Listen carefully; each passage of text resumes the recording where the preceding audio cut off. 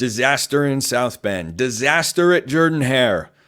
Let's talk about those epic collapses. So when you think that college football makes sense, just remember that it doesn't. I cannot explain to you how a team can go into College Station and beat a, albeit brand new coaching staff, which is why I thought Marcus Freeman and company would go into College Station and beat Texas A&M. They did. Still a talented roster. It wasn't Connor Wigman's first game at quarterback, and the defense looked great, and the offense did enough. Whose defense is bigger, faster, stronger? Texas A&M's or Northern Illinois'? Well, the answer is Texas A&M's, and yet Notre Dame loses a football game at home. 28.5 point favorite. I don't have an explanation as to why this happened. I don't have an explanation as to why Marcus Freeman has a track record at this point of losing to teams he has no business losing to. He's lost to Marshall at home. He's lost to Northern Illinois at home. He lost to a horrible Stanford team at home. I mean, I don't know. Because I like Marcus Freeman as a coach. I think he has improved the program from the moment that he first took over. He's got a veteran quarterback. You brought in one of the best offensive coordinators in the country from LSU in Mike Denbrock, who coached the Heisman Trophy winner in Jaden Daniels last year, and you couldn't score 20 points on Northern Illinois at home? At home? Complete and total disaster for the Irish. I mean, just a calamitous loss. But in the 12-team playoff, guess what? They can still make it in. So for those of you that love to sing the praises of the 12-team playoff and how wonderful and glorious it is, I remind you that as exciting as Northern Illinois was, if you haven't seen their coach's post-game interview, by the way, please go do that. It's delightfully good. It's delightfully good. It warms the soul, no matter who you're rooting for, even if you're a Notre Dame fan, because that win meant everything to him and his program. Absolutely everything. And it makes the college football regular season so special and unique and great. But in the 12-team playoff, guess what? Notre Dame, still alive for it.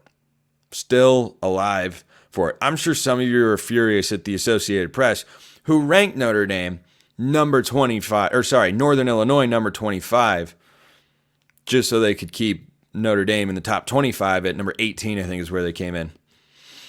Yeah, you say that now until Northern Illinois goes 12-0 in the Mid-American Conference and is the college football playoff team that we never saw coming. I am so rooting for that right now. Like, you can't believe. More than I want my own teams to win, I want Northern Illinois to make the playoff. I'm just telling you that right now. It'd be a great story. What if that kept Notre Dame out of the playoff? That would be exciting. Ordinarily, this loss would keep Notre Dame out of the playoff. In the 12-team era, it doesn't. If Notre Dame wins out, which they're entirely capable of doing, they're going to be in the playoff. If they go 10-2, it'll be a consideration because Northern Illinois is a pretty bad loss.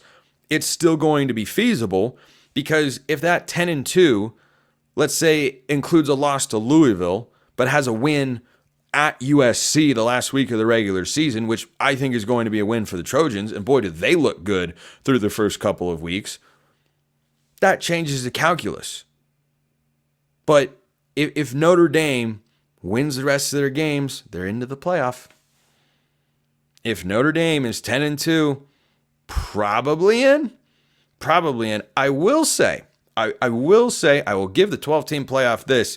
When you have a dud of a preseason top 10 team like Florida State not going to be a quality win anymore for Notre Dame, that certainly alters the conversation. Because that schedule for Notre Dame is one of the most manageable and one of the weakest in all of college football.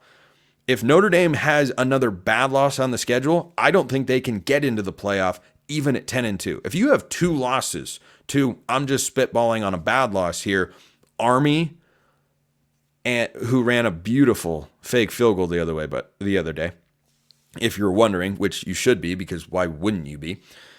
If they lose to Army and they've lost to Northern Illinois and they beat everyone else, they beat Louisville, they beat Florida State, they beat Georgia Tech, and they beat USC, should that 10-2 Notre Dame team be in the playoff? Boy, that'd be a fascinating question. To me, the answer is absolutely positively not. You lost to Army and Northern Illinois. That's not a playoff resume. But will the committee see it that way?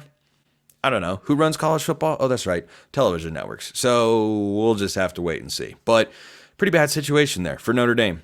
Their season is not over thanks to the 12-team playoff, but they are on thin ice. Speaking of thin ice, that's not where Hugh Freeze is as a head coach, but certainly you had fans metaphorically fall through the ice in The Dark Knight Rises and do the plunge down into the water in which you're dead in seconds because Cal walked into Jordan-Hare Stadium and beat the Tigers. What a win for Justin Wilcox. It's the second time. This is going to surprise people, but this is true. This is the second time that Justin Wilcox has led the California Golden Bears into SEC country and walked out with a win. I tell you what, the Cal social team was on fire, understandably so. I predicted Cal to go 6-6 before the year. I'm not sold they aren't going to do that, by the way, because they have a tendency to play up and down to their level of competition. But they played up to Auburn's level, and they outplayed the Tigers in their home stadium. I like Auburn's offseason. They were a 6-6 team last year. They should have been 7-5 if not for a 4th and 31. They bring in a new crop of wide receivers.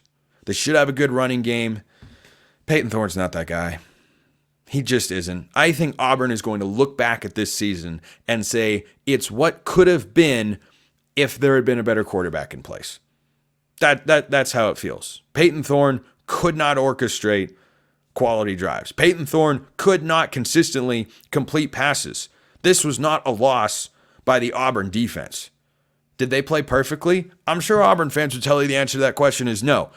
My prediction for the game was Auburn 31, Cal 20. Well, Cal walked away with 21 points. That's right where my expectation was for the defense. Cal's got some guys on offense. Fernando Mendoza was a Heisman Trophy winner for a little while, but they still walked away with just 21 points. This was all on the offense. That falls on Hugh Freeze. That falls on Peyton Thorne.